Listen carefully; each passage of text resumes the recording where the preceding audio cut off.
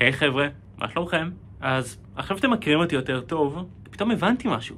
יש הרבה דברים שאתם לא יודעים עליי. למשל, ידעתם שתום ואור אני מכיר כבר 18 שנים? מאז שהיינו קטנים, הכרנו אחד השני בהרצליה, והפכנו להיות חבורה מאז ועד היום. ותמיד הסתכלתי עליהם מהצד והתלהבתי, ותכלס, בינינו, קצת קינאתי. בסרטונים, במערכונים, בכל התשומת לב שהם מקבלים, אבל ידעתי שיבוא יום ואני אהיה חלק מזה. ואז הייתי בן 22, ותום שלח לי הודעה. הוא רצה שנכתוב ביחד משחק. והתרגשתי ושמחתי והוא שכח. נעלבתי בהתחלה, מאוד נעלבתי, אבל ידעתי שהוא יבוא יום. ואז, לפני 16 שבועות, אור שלח לי הודעה. הוא רצה שאני אכתוב את המשחק כזה בדיוק, ללמה נכנס של אלבום שני, ואני התרגשתי. שוגר זזה כבר לא הולכים להיות תום ואור, הם הולכים להיות תום ואור ולי.